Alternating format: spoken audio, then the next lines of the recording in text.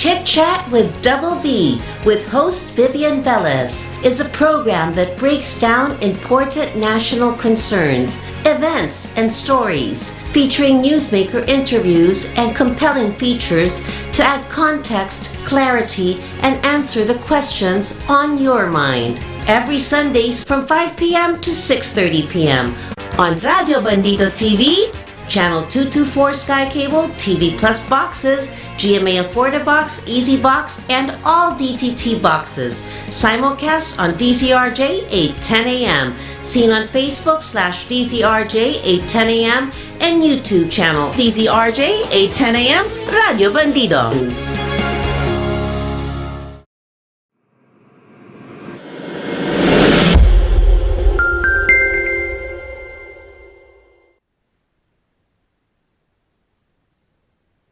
And we are live. A wonderful Sunday, mga ka-chichat. Ito po si Vivian Velez, ang inyong kakwentuhan sa inyong weekly Sunday tang chichat with Double V. And sumasa inyo kami live dito sa DZRJ Radio Bandido TV. Well, for today, to close our celebration of Pride Month, isa na namang exciting topic ang pagkukwentuhan natin at kasama ng aking fresh na co-host, Raymond Diamzon. A wonderful Sunday to you, Viv, sa ating mga ka-chichat. Yes, bukod sa exciting, informative, it's also empowering din ang inyong mapapanood today. And we have a very exceptional guest we have with us today and to talk about mind wellness. And she's our friend from another country, but she stays in the Philippines. So we'll be adjusting a bit to our conversation because she speaks a little Tagalog. And we will force her to speak that language. All right. Can we introduce our special guest? Yes. So to close our celebration of Pride Month, let's talk about what many of our friends from the LGBT community experience. So discrimination, harassment, and depression. These are just some of the challenges against the mental well-being that they endure because of their identity and lifestyle choices. So joining us for this episode, she is our guest, Ms. 𝗖𝗵𝗁, a licensed psychologist and wellness coach who has helped around 6,000 individuals around the world. Welcome to the program, ma'am. Welcome, Samira. Much, Vivian and Raymond, for the warm welcome and introduction.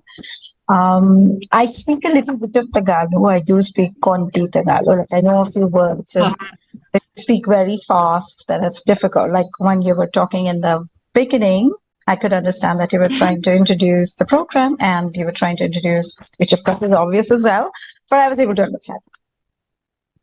Well, it's okay, Samira. I mean, we were just joking about you speaking in our own language. But, it would be so cute when you talk about counting Tagalog, no?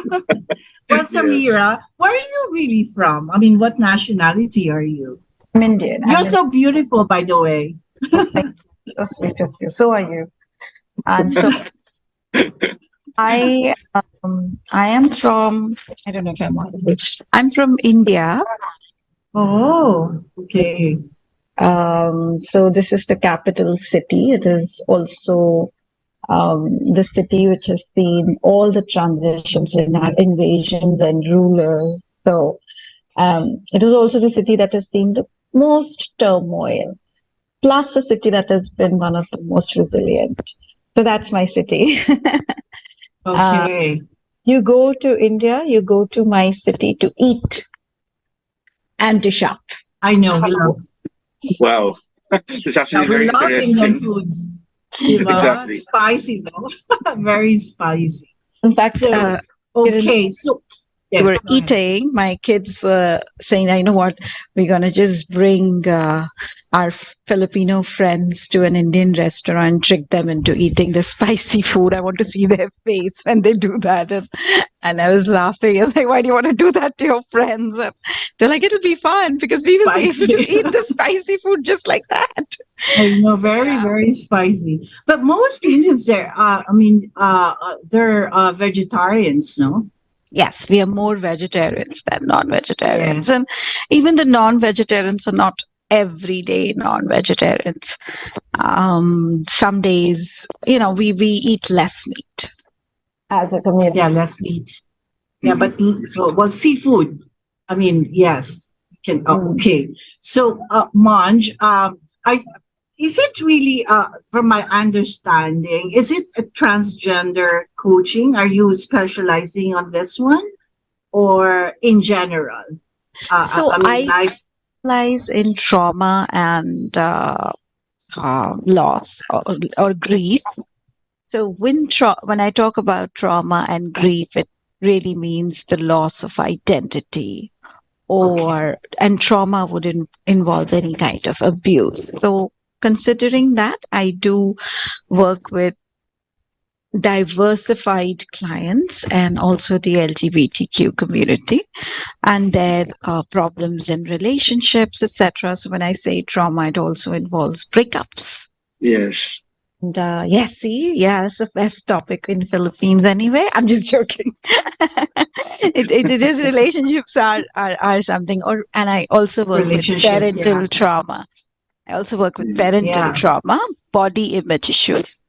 So all of that does sort of to me LGBTQ community and clients from there, and I work with them. Yes, because Vivs, in our country, even if we say that the LGBT community is already accepted, there are many members of the community who still suffer depression and then mental imbalances. The sense of belonging is still not there. Some of them are dissociate from their families, their friends. They create their own worlds, and then some of them, commit to drug abuse and other crimes because of that experience. So it would help if we can guide them to find their center, their core, their mental well-being, so they can be proud of their identity and become a productive member of the society. Brilliant. So I'm also working with addiction. So addiction is not only of drugs, addiction is also of abusive relationships, because you're so scared of staying alone that you would rather stay in a relationship that's abusive. Also, I'm a mindfulness stress reduction trainer. I'm the only one in Philippines who's certified from Brown University. It's an Ivy League college. Oh, okay. Right. So we work bringing that grounding in people to understand their addictive patterns through mindfulness. So is there any difference? I mean, when we talk about life coaches or lifestyle coaches, as you were saying, or is it one and the same? Life coaches and lifestyle coaches. I am a licensed psychologist though in India. And I'm also a mind wellness coach. I'm certified from ICEM. Wellness. Yes. Right. Yes. When it comes to lifestyle, that is the difference between life coach and lifestyle coach is that life coach is a big umbrella in which you could have several niches, and lifestyle would be a specific niche. Yes. In terms of lifestyle, there would again be several niches like nutrition or health or finances, wellness for that matter, etc. Yes, because Samira, the physical well-being of a person is not only composed of what you see, right? What is tangible. It's also important to note that our mind is an equal part of our holistic well-being. That if it doesn't function well, it will show up physically, and also in the way we interact with people. It will hinder our productivity and our normal movement and function. True. Yeah. Okay. I heard one of the people who were giving speeches. I think he was the head of the farm, and he said that if there is Yeah. no mental well-being, there is no well-being, and that's true. If your mind is not working, it doesn't matter. Everything else will get impacted automatically. Mm-hmm. So you deal also with addiction, right? I mean, Yes, I do. I work with addiction of substance, alcohol, and I also work with addiction of habits like food, eating disorders. That's what I need. I need coaching for that. Okay. Yeah. Yeah. Yeah. Earlier we talked about breakups. Part of your introduction, Samira, and Viv's in our theme for this month, since this is our closing episode for the Pride Month. There, aside from the trauma experienced by the members of the community who don't feel the sense of belonging, who feel ostracized, there are also relationships that end up tragically, and unhappy relationships wherein only one gives and then the other takes, and there's no mutual benefit. And abuses in the relationship where somebody gets beaten, somebody gets abused, and then the other one takes away the wealth of the other person. So things like that. It's actually very common in LGBT community where there's no equal give and take relationship, and sometimes it leaves the other person, especially the giver, a sense of his self-esteem crumbles. He's not happy in the relationship, but he still pursues it just the same because he wants to have somebody to have in a relationship. So it's actually something that's kind of accepted, like a normal one, especially in the Philippines. And whenever I have friends who are actually in that situation, I ask them if they're happy, and they say they're happy, but I know deep inside they're not, because it's like a parasite host relationship. So I know that eventually it will eat up their mind, and they will really feel sad about it. They will, don't it will end up in fights, sometimes tragically, sometimes suicide, things like that. And these are the things that we want to talk about, and especially that we're celebrating the Pride Month. Sure. As per the inequality in relationship is concerned, that's in general very, very common now, because see, we all are turning into very individualistic societies. Like there's a lot of confusion out there because there's so much information out there. But then, But then you're asking, Monj, is I think it goes with all different kinds of relationship. I mean, it can be a man and a woman.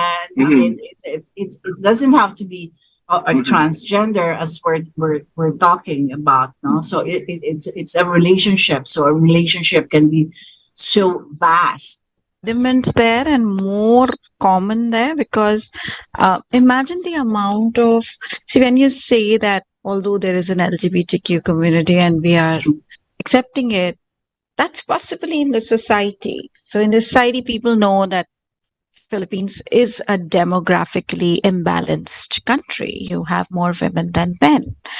And it's one of the biggest reason for the LGBT community to be so big, popular, widespread, and accepted in the society, because what to do, there are many reasons into why it's there, because that has led to a lot of societal imbalances, and morals have changed, and the concept of marriage has changed. I still remember for some of my clients, marriage is very sacred, they would say. Their parents tell them, but how can you be married to somebody who's cheating on you? And then how can you trust a man again?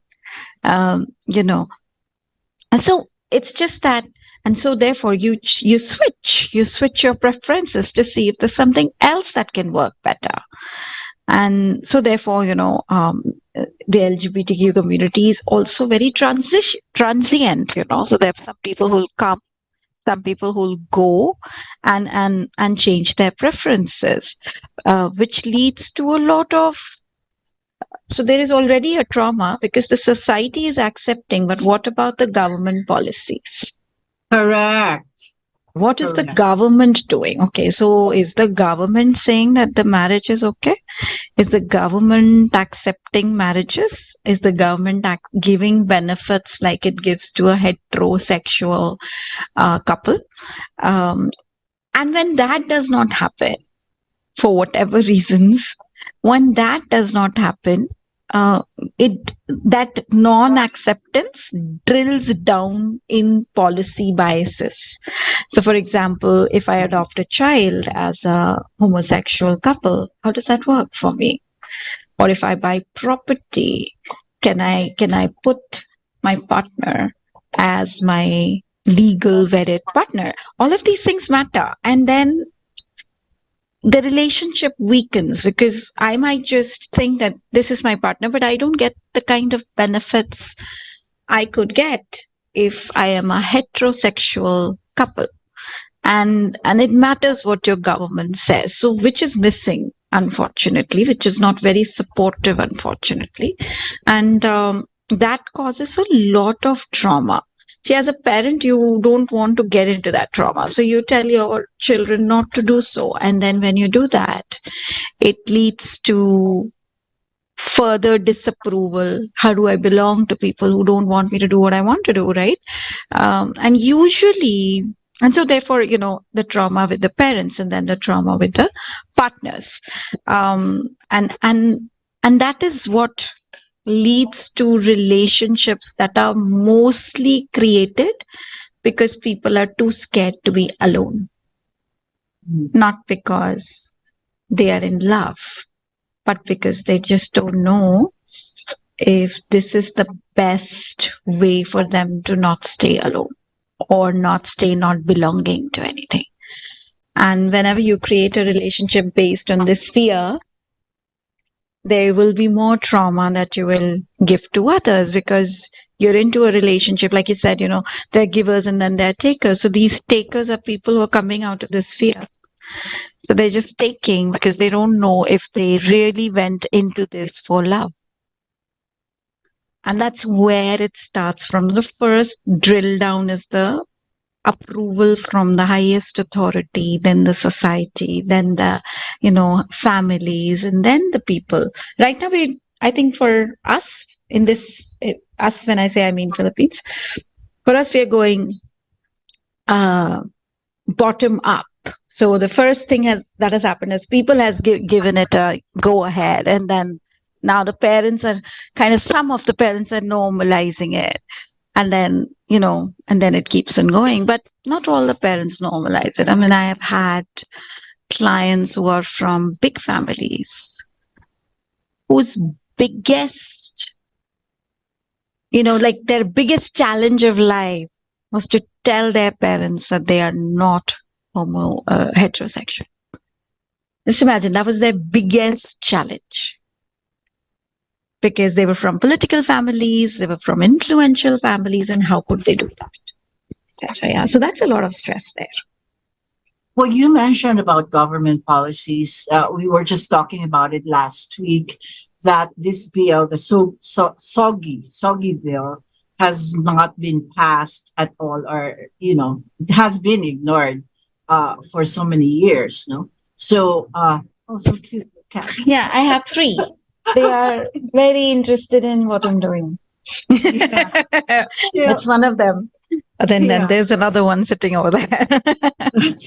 So really, this is a problem, no? I mean, especially when there's no protection from the government, as you were saying, policies that can give at least protection, for both sides, especially when it comes to marriage. Of course, they're not allowed. Property, doing a job.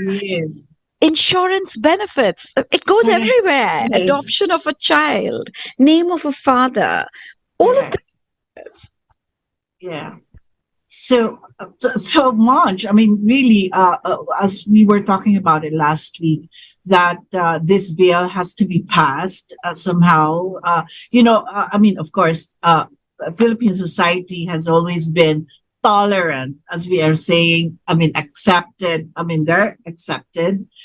Acceptance is there, but nobody seems to be doing anything about it when it comes to, I mean, a real solid platform for both, at least couples, I call them couples, but without that protection by the law. True. Yes, yes, I actually agree because all couples, like for example, the heterosexual couples enjoy these basic human rights, like Samira was saying, Yes. marriage, like right for property, inheritance, and what the community is asking is similar rights, so they can enjoy life to the fullest, like a normal couple. So of course, it also affects their well-being because, of course, like you were saying, our society is already tolerant, like what the other legislators have been saying, that we're all already tolerant about this lifestyle. But and then they glossed over the fact that it's not the point. The point is we just have to make the rights enjoyed by the straight couples to be enjoyed also by the other sexuality. So it in a way gives the other couples a sense of we don't also belong to the also known as the normal category in terms of marriage and lifestyle. So in that sense, it also impacts their mental well-being because they don't feel really, part of the community. Like they feel like they're seen differently by the society. No, actually, they feel that they're not seen. Just imagine part of community that does not enjoy the rights you and I enjoy only because we chose a way of having a partner. They're not heard. They are not given what others are given. Imagine a whole section of society not seen or heard. How that feels. Now, we've seen kids who are not heard and seen, and then when they grow up, have attention and they become bullies because they have low self-esteem. You have a whole section of society like that. Big one. That's worrisome. But more so, I'm interested in the gender transition because it gives it a different kind of what do you call it? I mean, of course, issues. No, I mean, when you transition from now, they're talking about pronouns and how we should be addressing them. Is it going to be her, she, or him, and whatnot? But more than that, it's really the transition, the gender transition, that I'm kind of like a big issue in a way. It's because of just the simple of going to a restroom, a comfort room. It's getting to be an issue, and how do you deal with them? I mean, as a life coach, when the gender transition, because I think they're more susceptible for as a life coach for them, for a guide, no, and help them transition. Or is it also fundamentally different than any other transition that everyone goes through life? So there are two questions. I'll answer first. Go through transition. So there is a 5-step process for it. And is it different from any other transition? Of course, the nuances are different. The objective is different. There are variables that impact that are different from how they would impact in other cases. So normal those things, but things that you have to change in yourself to be able to, create that reality for you, they remain for any transition. So for example, when people come to me and they are talking about gender transition, etc., what they're basically saying is that in other words, what they're basically saying is, Samira, can you help me to accept myself better? Yeah. So which in any other condition, let's say in breakup, would become, can you help me accept that I have broken up, that something has ended? So the first step, of course, is acceptance. The second step is to, condition people, or rather decondition them from this fear of staying alone. So there's a very wise saying. It says that, loneliness is a point of view of looking yourself when you're alone as a sufferer or as a victim. So I'm lonely when I'm a victim because of my being alone. And the same alone, you can look at being alone as solitude. Now that is a point of view which is great and which is positive and which is more creative for people who are about to do a transition that would make them isolated. Whenever we go through a transition, it makes us isolated. Sometimes people force it on us, and sometimes we would want it that way, and sometimes the situation and the universe wants it that way also. So it just works according to that. Although I believe that whatever you want, the universe just says yes to that. So whichever way you would see. So if you're isolating and going into solitude, that's a point of view on how you're looking at your loneliness, or rather being alone. And the other ones, so the second step is to understand how to be alone. Because if you don't know how to be alone, you'll just be together with anyone or anything. And when I say that, I mean the idea as well, right? Any situation as well. It could be that you'd rather drink yourself to glory instead of really facing what you have to face because it makes you rendered alone. And that's scary. Being alone is the biggest fear of people when they transition through anything. So that's one more. So that's the second thing that we work on. The third thing that we work on is a priority chart, which is what is more important for me right now. Because see, when such transitions happen, a few constructs in human psyche are shattered. Let me know if I'm talking too much, okay? No. Go ahead. We're learning a lot. We're learning so much. Okay, all right. That's why we're so quiet. Let me know if you're bored. It's very fascinating. No. All right, Go so ahead. the third thing is, so basically when you go through a transition like a gender transition, one thing so a couple of your the constructs get damaged. For example, trust. So who do I trust? Do I even believe myself for who I think I am?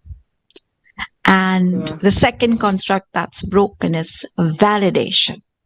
So how do I validate myself now? My body, my new being.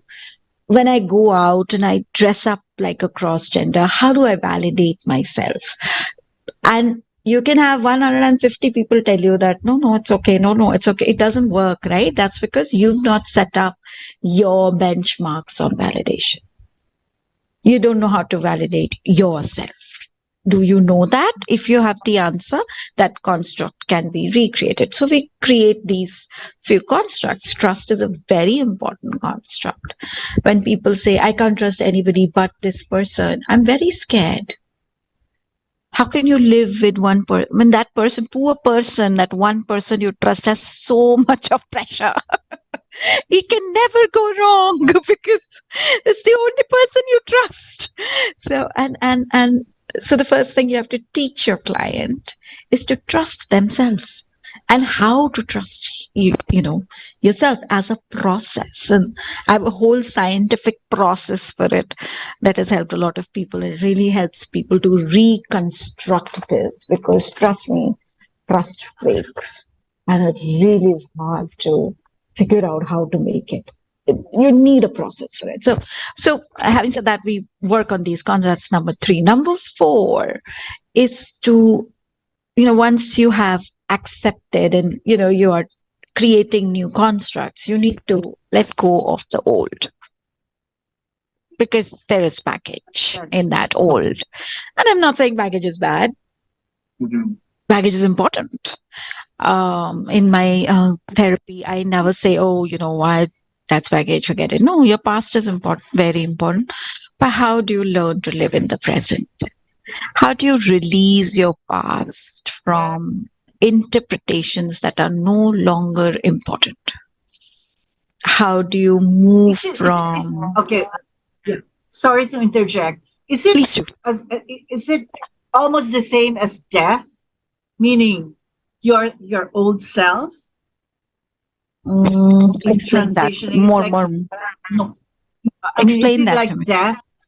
I mean, death, like for instance, within the family, you know, sometimes there's going to be another person and it's going to be a different person now, totally, I mean, physically, mentally, I guess, you know, when you transition. So, does the family also have this notion that, you know, like you killed your son or your daughter, and then you have another person in front of you? Or rather, you just see yourself as evolved in the same life. Why do you have to die completely? Why can't right? And evolution. See, evolution is more accepted in humankind than complete denial of someone who was there. I could evolve from a gatherer and a collector of goods as a human being to a IT engineer, and that's still acceptable. Than I die completely and raise myself as an IT engineer. Think about it.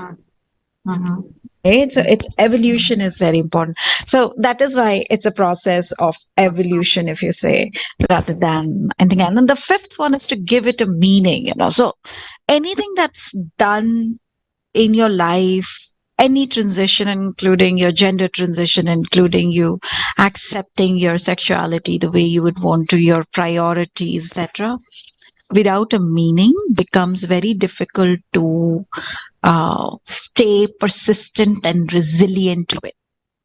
So let's say if I don't have any meaning to, let's say, my practice, why I do it, then it's very difficult for me to stay persistent and listen to 6 people in a day and then stay up for it, and then next day again listen to 6 new people and then help them, and then again, if I don't have a meaning to what I'm doing, then it becomes very difficult to stay persistent and resilient. So giving it a meaning is very important, and the meaning has to be larger, little larger than I am too scared of being alone. Yeah. Well, actually, Samira, you mentioned about the social constructs, and in countries such as the Philippines, it's very typical that there are many social constructs that, in a way, impose the norms, right? Like the right and the wrong.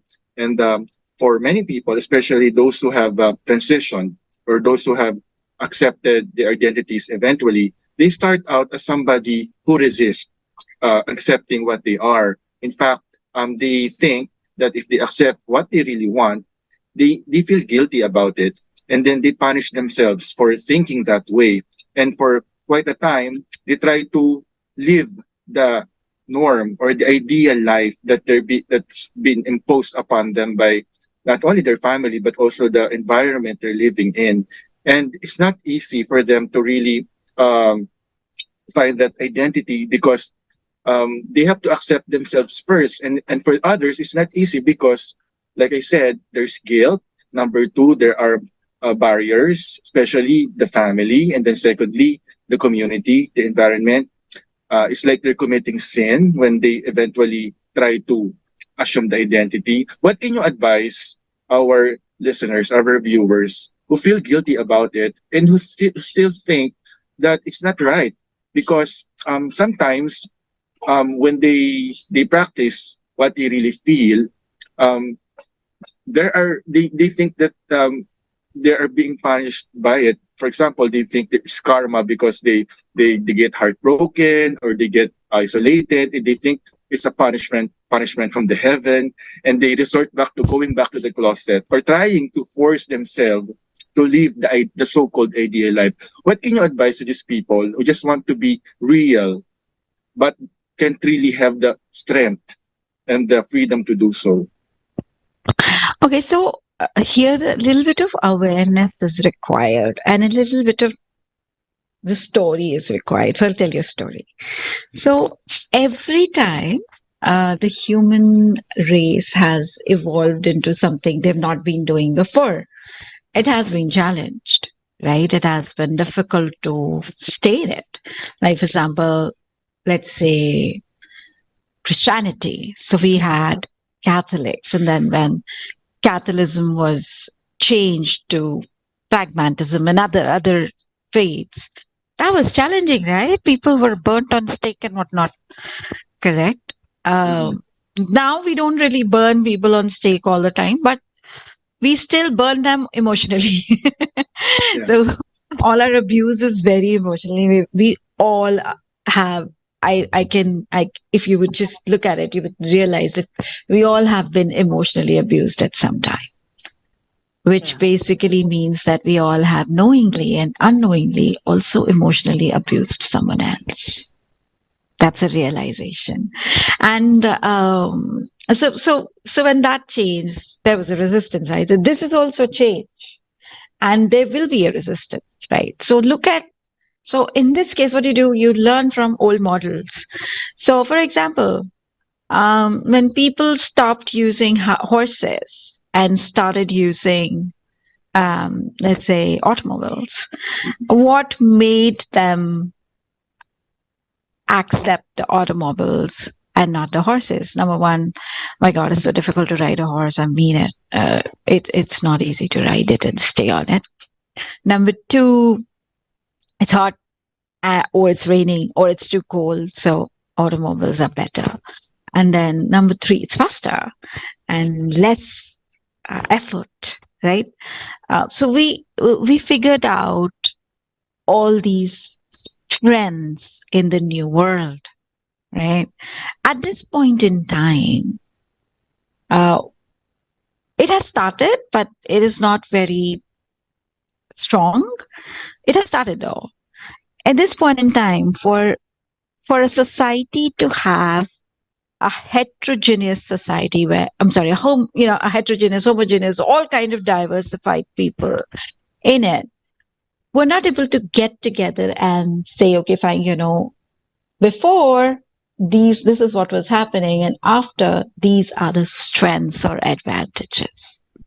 So what are the advantages? So if we create that as, let's say, a person who is not heterogeneously involved with another partner, I'm a homogeneous person. So what are the benefits or strengths I can create in the community, in the society, and within our partnership?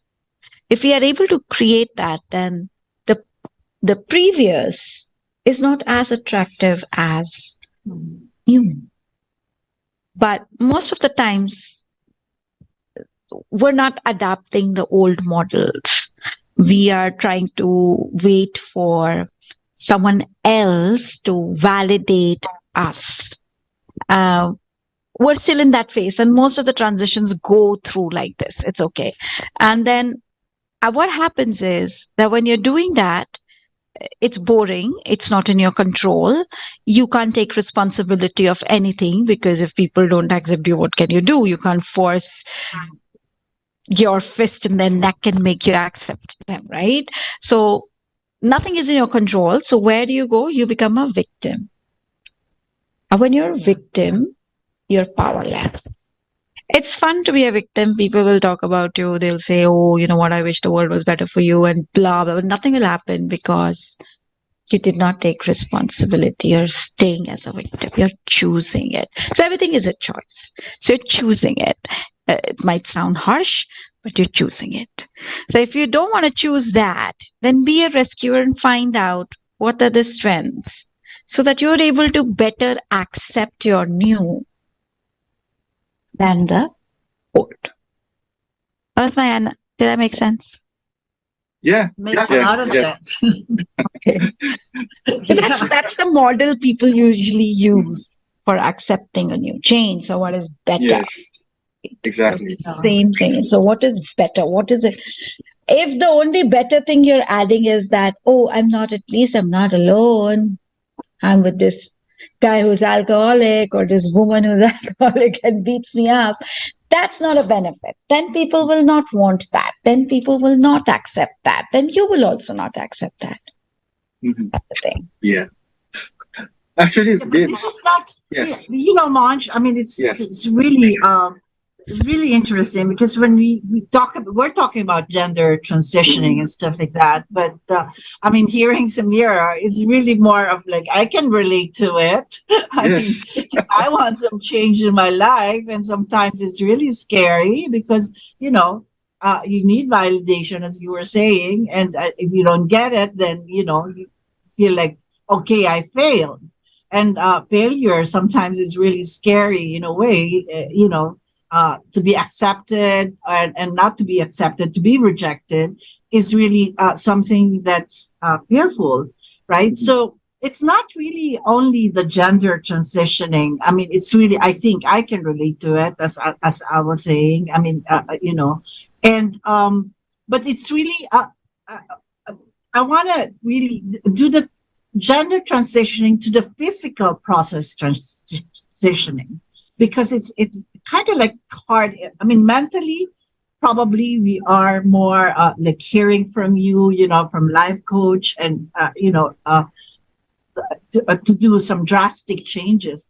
But physically, to really accept all of a sudden, you have that choice of really changing your physical attributes, and would that be really more different in terms of mental, I mean, to see yourself in a physical change or physical form? Okay. There is no one answer to this, because it depends. It's a subjective choice. But it comes from, I'll have to dig in again on, Hold on, because there's no turning back.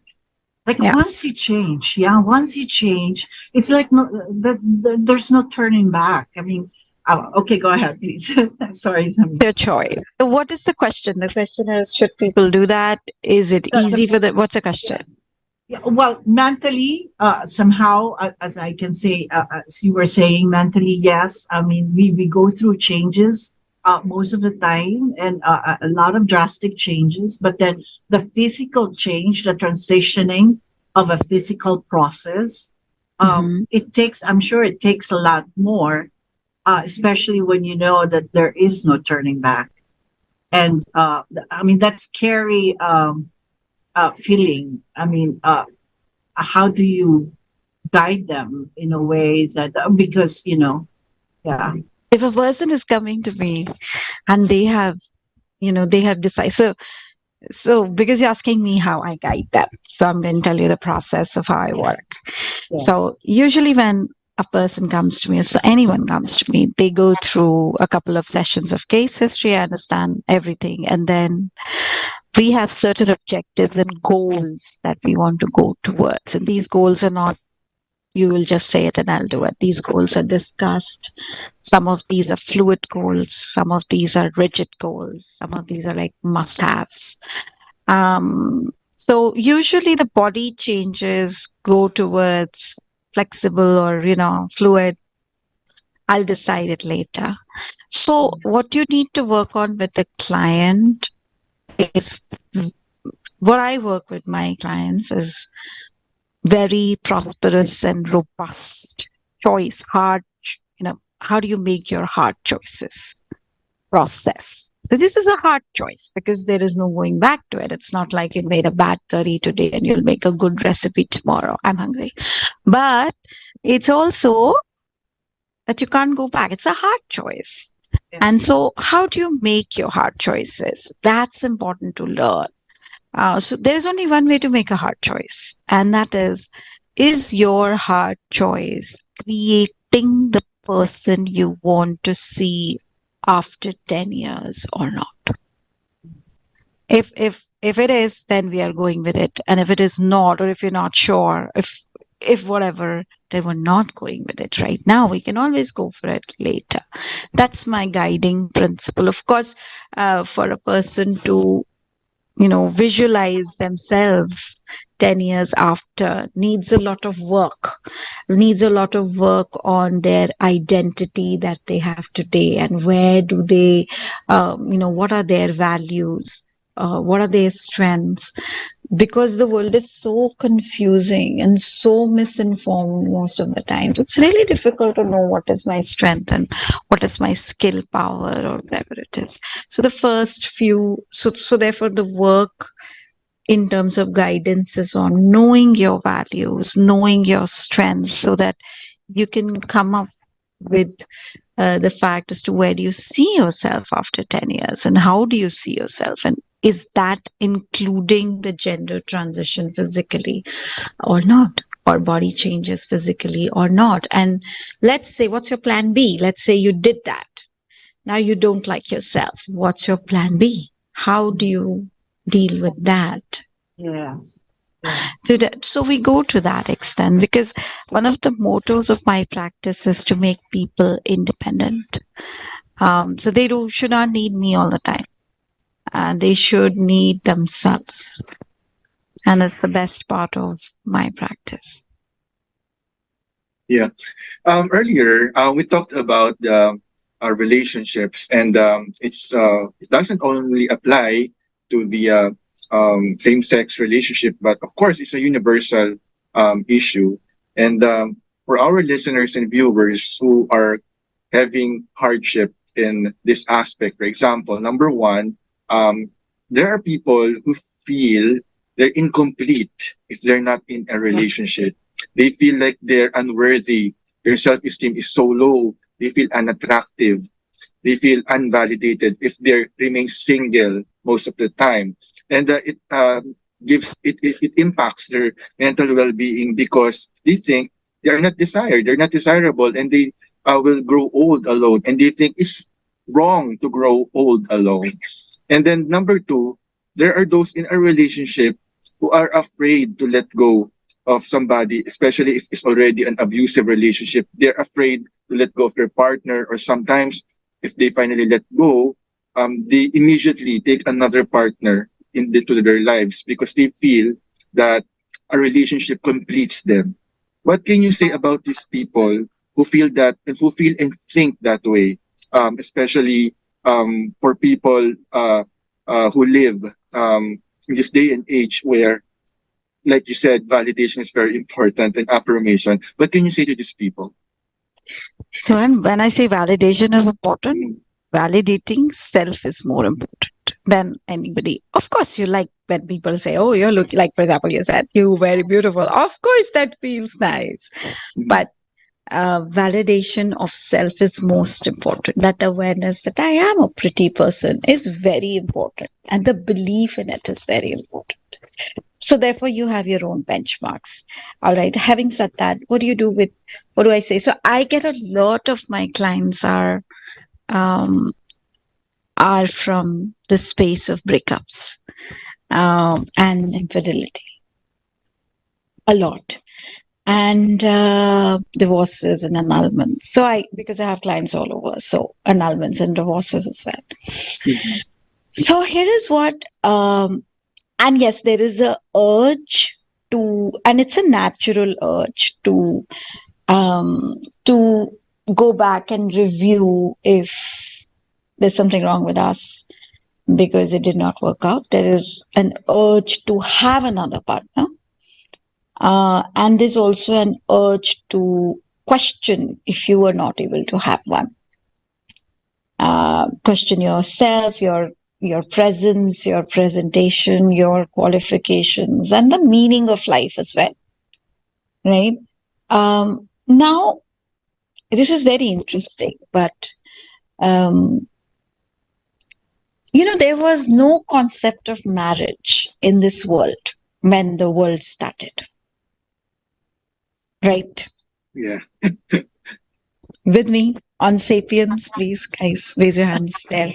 Yeah. So there was no concept of marriage. This world had no concept of marriage. People were not really tied to a partner. People could have multiple partners. Nobody knew about it, so relax on that. And STDs, life was very cool. In fact, people didn't even know that there was a time when people didn't even know that there's actually that a man has anything to do with childbirth. There's a time, you know, Oh, because everything was happening to the woman's body. So the woman was like the goddess who could create humans, procreate. I Okay. mean, wow, right? So from there, um, we started settling, right? And then I have land and I will cultivate. So when I cultivate, I will produce food. Now, after a time, I will die or I will get old. Who will work on this field? Oh, maybe my children can. But who are my children? Because I have so many partners. Who of these are my children then? So then that's when people started thinking of having a partner, and having this one child who will take care of their land. So that's where the marriage thing came out from. Then people started, so the agricultural revolution happened, and then people started things like, okay, now we need to make carts and we need to make everything else. And so now I know how to make a wheel and he knows how to make, let's say, iron hammer, etc. Now I don't want him to know how to make a wheel because then he will become richer than me. So I will marry my daughter to another potter who makes a wheel, so that the knowledge does not go out of the community. That's where the idea of marrying in the same community came from. And that's how it kept on advancing, all right? We're not in the same world now. People don't marry for land. People marry for love nowadays. And they call a lot of things love. Apparently, they marry for companionship. So everything very soft and untangible, Also everything that is not measurable and everything that can be replaced. So today I like my version of me with you because today you make me complete, if that's what I got seeking with you, right? Tomorrow I like this version of me with someone else who makes me feel complete. And not you. You have started figuring out ways to tell me that there is something wrong with me. I don't like you anymore. So I like my version of who I am because I'm not in a mood to change anything about myself. So I like my version of who I am with myself, with someone else. So I like them, And therefore, a lot of choices, a lot of infidelity, a lot of stuff, a lot of lack of trust, stability in relationships, because the relationships are because of very different reasons. The reason why people stay with each other is also very different than how it was before. Completion, and I don't feel complete, is coming from trauma. Nobody in this world is responsible to make you complete. Nobody. I say that again. Nobody is responsible to make you complete. Nobody can and nobody should try. Nobody is responsible for it but you. So if you can't make yourself complete, chances are no one else can ever make you complete. Now, this is a very scary understanding for some people, because that means they need to work on themselves and make themselves complete. Yeah, exactly. Which is scary, right? Because what the hell? What do I change in myself to make myself complete? Like, for example, I have a client. She's a very educated person and she just had a breakup, and I was having a session with her and I said, we're wasting time. And she said, why? I said, because you're still waiting for someone to make you complete. And this is the third time you're waiting for someone to make you complete. And you're going to again end up not feeling complete with a person after a point, because you would not like your version of yourself with them, because actually you are not complete. And you're not complete because of your parental trauma, which you're not working on. So, so what are we doing here? Why are we sitting here? And then she goes, okay, maybe I need pills. I said, yes, maybe you should have some pills to get some clarity, and then we should talk. And that's how usually it happens, because it's so difficult for people to accept that OMG. So actually, I need to make myself complete. It's very difficult for people to accept it. You know where this came from? This person will make me complete. When did this start? So the land went away, and everybody started. The women started taking care of the house, and the men started working. That's where this started. That okay, so the woman is going to take care of the kids, and then she's going to do this part of the work to make the family complete. Now, because we live in a patriarchal world, and everything is unfortunately or unfortunately also male, centered, it became not the family but him. So I have to make him complete. And then the beauty was that when women started working, it became about, now you also make me complete. Because I made you complete, remember, when you were working? It's your turn. Now you make me complete. And that kept on going for a while, but that's not working out now. It's not working out because it's not possible for me to complete my partner because my values and principles are different from my partner. My habits are different. I get up at a different time. How do I make him complete? I sleep in the night. He works in the night. How do I make him complete? What all will I have to sacrifice to make him complete? That kind of things are very much, these are normal problems, If I am a teacher and my husband works in a BPO, how do I make him complete? Most of the time he's up, I'm sleeping. So there. So we've created at this point in time, we've created relationships based on non-economic needs, but more moral needs and more emotional needs. But we are still in a very capitalistic background where even the government policies, you were saying, now why is the government not doing anything? Even the government policies are focused on the capitalism, the socio-economic capitalism to progress. So I need to have my focus on the foreign policy. I need to have a better economy. My GDP needs to increase. And that drills down, right? Like if you would go to a couple and ask them today, okay, so what are you most worried about? They will say bills, not loving each other or making each other complete. That's not the priority. Bills, right?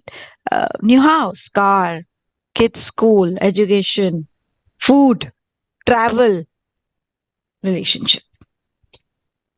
So when we're talking about you complete me, it's more of material things, no? Yeah. Basically, do you make me feel happy with myself? How can I do that, man? Yeah, actually, that's correct. It's like you're adjusting to each other when in fact you don't need to, because you just have to accept each other's flaws, each other's incapacities, and then live harmoniously and accept each other's individuality, right? Yeah, and accept your own flaws. First thing Exactly. first, accept your own flaws. So when you are capitalistic and patriarchal, you produce something very toxic. It's very common. It's called perfection. According to the spiritual guru I follow, he says the only thing that's perfect is death. You can never die wrong. But everything else can be improved. And human evolution has showed that, right? We used to eat raw food and now we do air frying, correct? We evolved. We still want to improve that, correct? And we want to be even more healthy, etc., etc. So everything else can be improved. So there is nothing perfect, but we want a perfect relationship. Right? As soon as we open our mouth and say that I want a companion, there is a proper biometric and emotional stability parameter that comes into our mind that, all of this should be there in this person. And then we look for all of it in that person. And that's so dangerous because there is no perfection to seek. There is interpersonal evolution to seek. Sorry, please go ahead. No, Zamir. I mean, oh my gosh. I mean, we're learning a lot, of course, and but then we have to break for some reminders. And well, guys, these are the benefits of working with a life coach. I mean, it's opening a different kinds of perspective when it comes to life. Okay, so let's break for reminders. Just a couple of minutes, and learn more from Samira. Yes, we'll be right back. Thank you. If you like listening to our stations, DZRJ 810 AM and RJFM 100.3, there's no excuse not to listen anywhere and wherever you want. Listen on your phone or computer anytime, anywhere in the world. Just download the app for free. How do you download? If you have an Android phone or tablet, go to Google Play Store.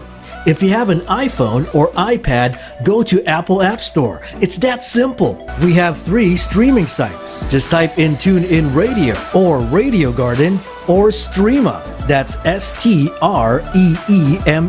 Once the app is downloaded, type in and search for DZRJ. And now you can choose and enjoy DZRJ 810 AM and RJFM 100.3 anytime and anywhere. Hey, it's free.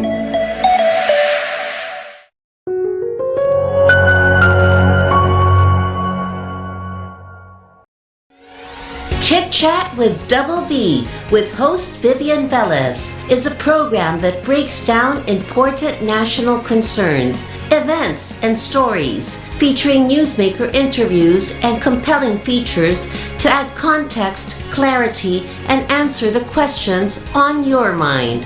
Every Sundays from 5 p.m. to 6:30 p.m.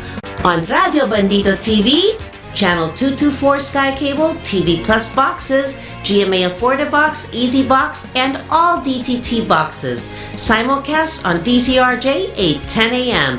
Seen on Facebook /DZRJ 810 AM and YouTube channel DZRJ 810 AM Radio Bandito.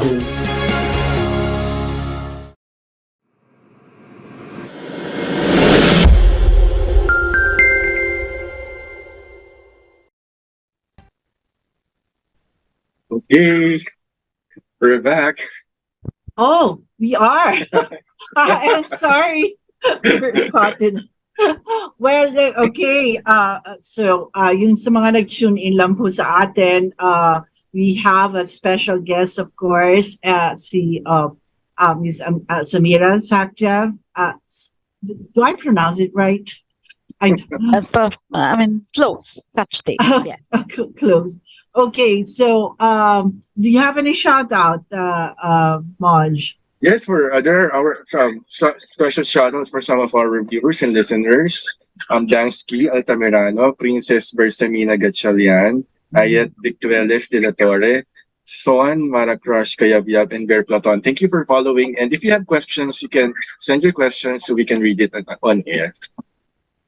Okay, so Samira, we're learning so much. I mean, there's so many things that we can, as a life coach, what are really the benefits? Meaning, aside from just reading it and stuff like that, I mean, coming to you, how is it? What is the process really? I mean, I am sure a lot of people are interested, in really talking to someone who can really try to figure out what's happening to them mentally.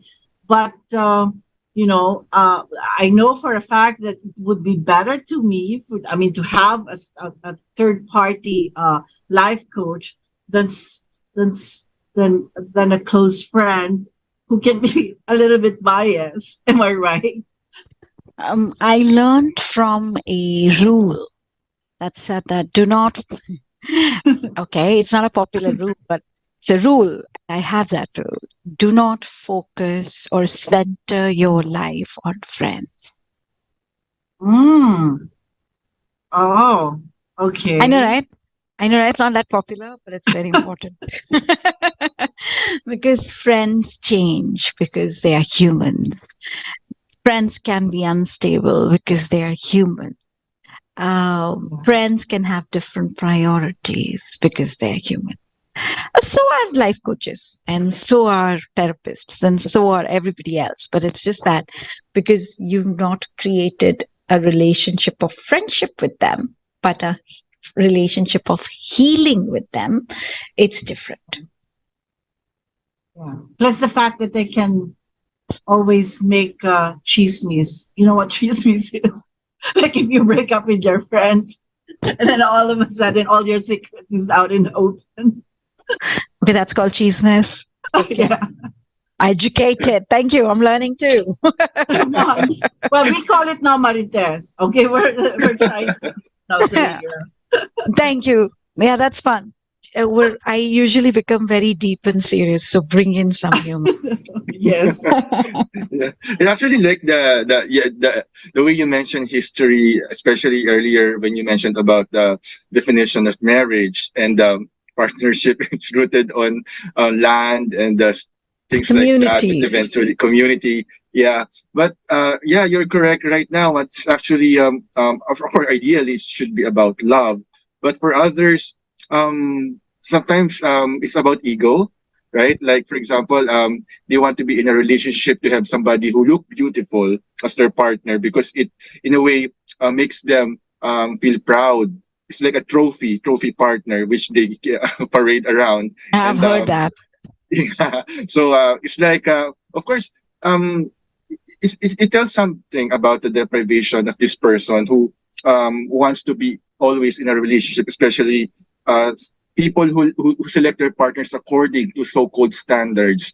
Because there are people who don't really find the right one, the so-called right one, because of their so-called imposed standards. Like they don't want to live with somebody, like you mentioned before, somebody who complete them. Because for others, if they have standards, those are the set of qualifications that would complete their requirements to have an ideal partner. But if they fail to find that, they don't really move on, especially for people where you recommend somebody to date this person, to date them together, but it doesn't work out because the other person has a very high set of standards. And in the end, that person feels alone and left out and eventually feels lonely.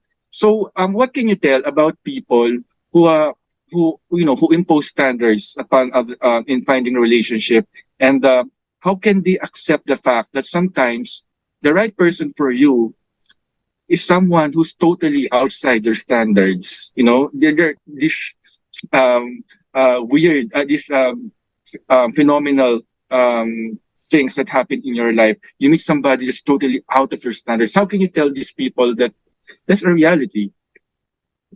And I'm what? This is a very beautiful question, and I was reminded of a case that I'm doing now. In this case, I have this very beautiful, extremely beautiful model. Mhm. Okay. And she ends up in relationships where people would, like you said, showcase her as a trophy. Mhm. But at the same time, these same people are insecure that the person, the girlfriend, my client, maybe is not very interested in them or would leave them because maybe they don't think they deserve such a beautiful person. I don't know. And then they tend to treat her badly. And she's always like, what did I do? Why am I not getting treated well? What the hell? How did this happen? And it's really funny because the girl is, of course, she's fed up because she's like, okay, what do I do? And most of the times, these people who have high standards have very low trust. they don't trust their partner to really meet anything, any expectation. And once they do, they always figure out a way how it can be better. That's very interesting to always, and in my head, I always go behind and try to figure out why is this happening. So, once I have the why, I can measure it and then I can manage it, right? So here is the why. You also mentioned ego. Okay, so as a superior, see, a community which is full of inequality, whether it is because of how much money you have, how much influence you have, whether you are beautiful or not, whether you are wealthy or not, whether you're powerful or not, and then whether you're a man or not. We have inequalities in many ways in this community or in this country or in any country, in the entire world for that matter. And when we have inequality, we like to control our privileged position. Okay, so for example, I drive a Mustang and you drive a Fortuner. Would you like to exchange it? No. Why? Not because you don't like a big car, but because it's a Fortuner and you are a Mustang, right? Why so? Because a Mustang might be small in space. It gives more influence and power when I take it out, right? It helps me to control my reputation and my identity, right? So this is the problem here is a false understanding of the concept of my identity. So my identity is full of materialistic things, power, influence, etc. Now, why so? Again, because of the background, we are patriarchal, and in the background, we are working on capitalism big time. Okay, we want to hoard most of the cars and most of the houses and blah, blah, blah, whatever that's going on. So a woman is, or a partner, therefore just becomes an addition to it. So if I have a better looking, whatever standard reaching partner, it's the way I control my identity that I have created. Now, is that identity healthy? Is it helping you? Blah, blah. I don't think so. But anyways, it's at least there is something in control. If I would interview such people, if I would interview, for example, all the boyfriends of that client of mine, they'll come out with disorders based on anxiety. Promise.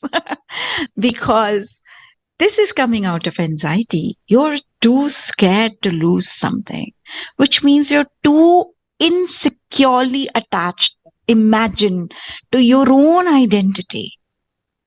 How will you be securely attached to anyone else? Not possible, because you're so insecurely attached to your own self.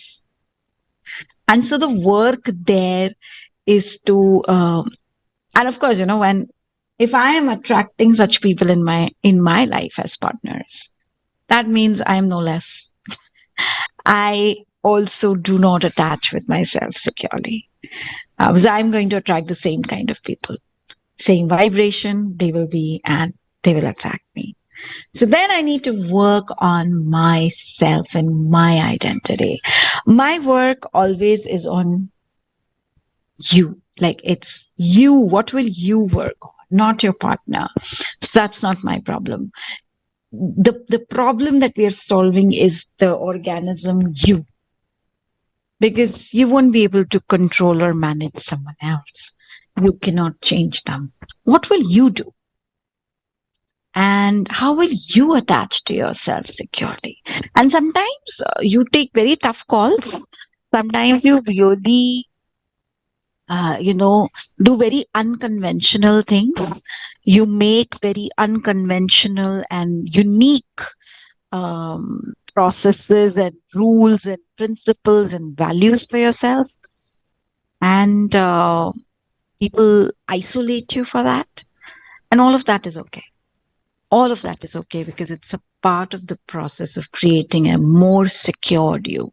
So the people who you're leaving or the situations you're leaving in that process, Some of them you really might find very nice, but that doesn't matter. That doesn't matter.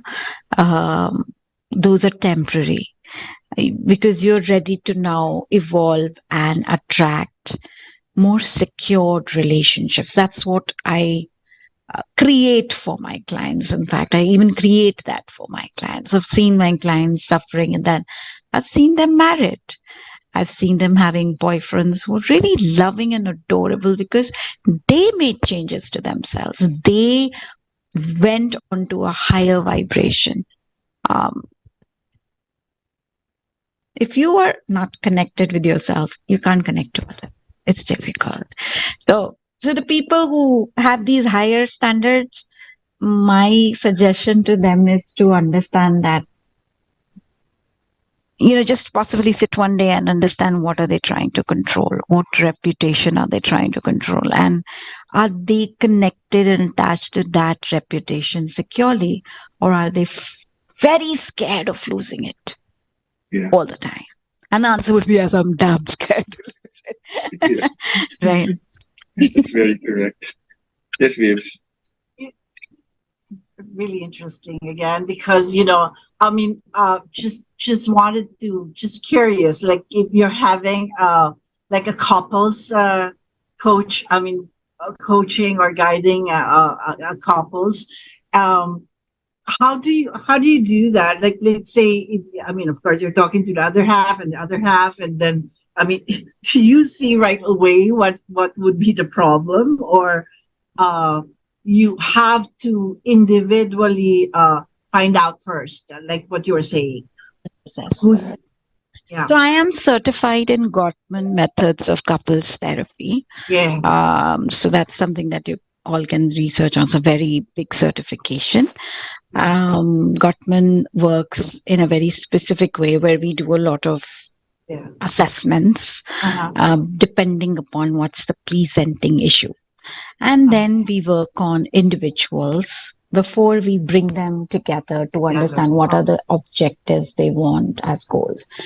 This involves a lot of egolessness, because we are telling both the partners to come down and accept that there is something that needs to be, let's say, changed or transformed or evolved. Which means they need to let go of something they have kept very dearly to themselves for years. So things like that, yeah. Well, so that's how we go. Yeah. And then we bring them an outside. Yeah. Sorry, go ahead. No, because sometimes, sometimes couples doesn't listen to each other anymore. So I think they need a third party to really butt in.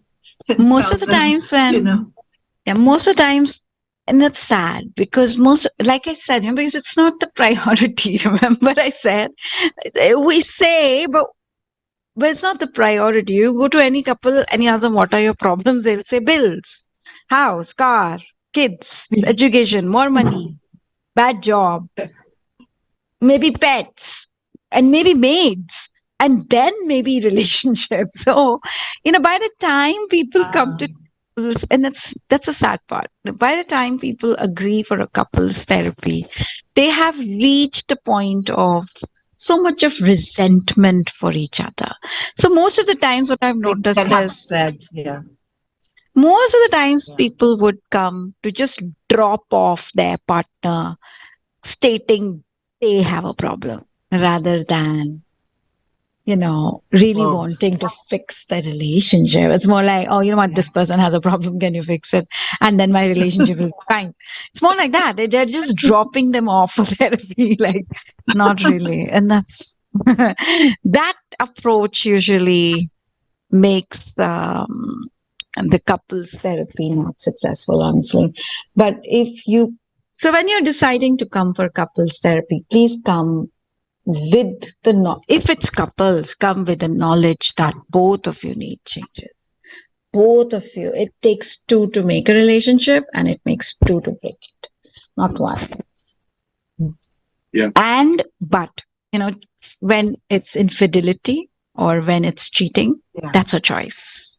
That's not a mistake. You made a choice. That's different. And I work on that very different.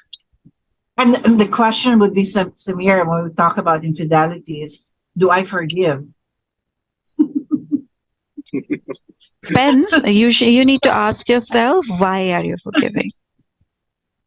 Okay. Yeah. Forgiveness is for the other, then that's useless. The forgiveness is for you, good, forgive. If it brings you peace, prosperity, evolution, and happiness, forgive, and it will. It's actually very insightful because, Bibs, diba? Sometimes when you forgive, you do it for the benefit of the other person. But like Samira is saying, if you That's forgive, a bad idea. That yes, never works. yeah, that never works. Actually. Never. You should do Hey, it would for you your mind if own I benefit. switch on some lights? I have somehow not switched them on. Yes. Okay. We still have about 5 minutes to go. No, because that's always the problem, diba, Monj, when we talk about, about, I hear it from friends, they're crying and stuff like that. But, I don't think I can forgive them or forgive her or whatever and things like that. No, so you can forgive people, but you can still leave them. Yeah. That's actually a wonderful advice because sometimes people mistake forgiving as, let's take the person. Yeah, no, you can forgive well, people. There's so many things attached to, yeah. There's so many things attached to forgiving, right? Sometimes, I'll hear, well, I have to forgive because, or forget, because of children, because of yeah, other there's many at stake and things like that. So I don't know. For me, it's such a hard. I mean, we need to go to some area when we come across that. These are wrong reasons to forgive. These are dependable reasons to forgive. The right reason to forgive is only one. That is, do you feel that the other individual is a part of the whole universe you're a part of? Yeah. Are you separated with that idea? That's the only reason that will help you forgive. If you forgive, because I have children, all that is nonsense. You'll never be able to forgive. You'll always be resentful. Yeah. Actually, there's this another burning question, Samira. Is revenge right? If you feel hurt, if you've been cheated upon, is it okay to revenge? Feels right at that time. It comes very naturally because you were unjustly cheated. Yeah. It's a very natural response, but it does not help you to see. Again, I'm also an energy healer, so I'm also a Reiki healer and all that. So this is how I look at it. I look at it. So whatever happens to your life is a reflection of your energy, your vibration. So if you're being cheated on, figure out, how did your vibration go so low? What did you do? Trust me, look at it that way. You'll figure out. How did it go so low that you got cheated on? And then, I'm not saying blame yourself. I'm just asking you to figure out, what did you do that your energy went so low? And you got this vibration close to you, right? And then, so revenge. So now, for example, you already know that you're in trough, bhaiya, you went down in your energy. Revenge is one step below. Okay, so you're take the revenge. Then you will feel guilty, sad, resentful, and even more angry. So even below, then you will attract even, stuff that's below. And that's what happens, right? What do you think? You'll take revenge the other person won't? I have a client whose husband left her, is fighting a case, and she's paying up his loans because he took the loans on her name. And she's not revenging or any of it, because she wants to create a higher energy. I love that girl. She's one of my very successful clients, and I really love her for what she's doing. And that's how you, again, that's the point of view. What's your point of view when life happens to you? What's your point of view? What's your choice? So you can take revenge. It'll just take you down. Then somebody else will take revenge on you, of course, because why not? Because you're attracting the same kind of energy, right? You're just interacting with the universe. Yeah. But if you move up, one up, and then just imagine after Take you the higher road. that, don't take the higher road. So, for example, you did the revenge thing. You went even down. Now somebody's taking revenge on you, and you're suffering. How tough is it for you to come out from there and go up? Yeah. How much hard work will you do to move from that energy and then this energy of being cheated and then go up? How hard? It's more hard work for you than for others. Mhm. That's how I look at it. So that's it. Actually, Bibs, this topic actually requires another episode because so many people has this misconception that revenge gives them peace of mind if they're being betrayed upon, and so but it's a very Sweet wonderful. revenge is what they call it, right? Yeah, it's a wonderful insight that it only makes you go deep down, and actually, Bibs, we only have 4 minutes left. Yeah, I know. I mean, it's really, wow, my gosh. Thank you, Samira. But then, of course, as you know, closing in our Pride Month, we would like to ask, an advice, for the members of LGBTQ community who seek security, safe spaces, and mental well-being. As a whole. And you can also promote your where they can contact you, and if you have further events where they can see you in person, you may do so now. Okay, so for the LGBTQ community, I would just say that there is a lot of peace in. See, whenever there is a transition, there's a lot of trauma, and then trauma creates resentment because, of course, you will blame someone for doing something, right?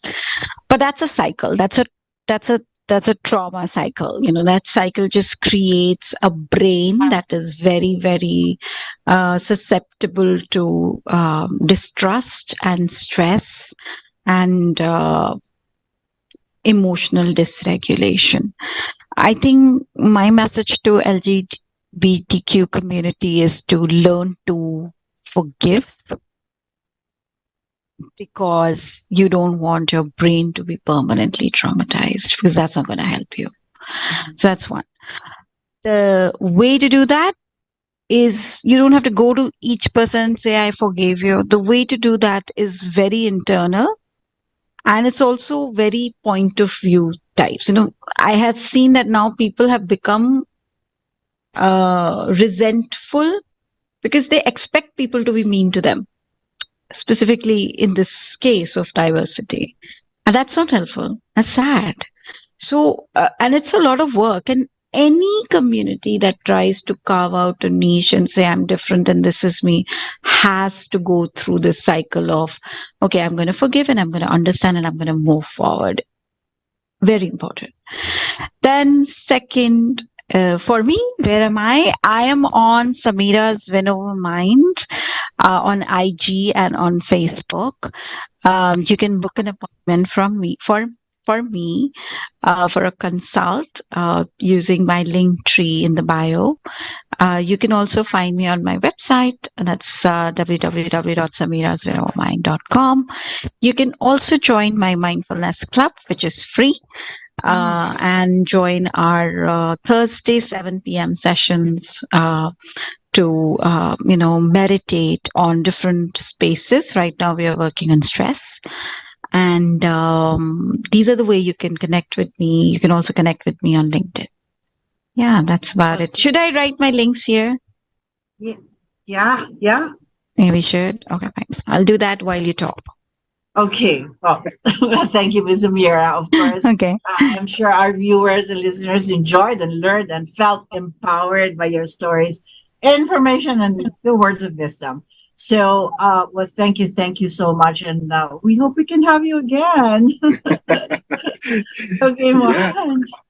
Yes, and we look Yeah. forward to more people that you can help. And to our viewers and listeners, please do follow Mr. Mira in her social media accounts and all her events. And yeah, thank you very much. Thank you very much. And please do watch us again next Sunday, 5 p.m. here at DZRJ Radio Bandido for another insightful episode.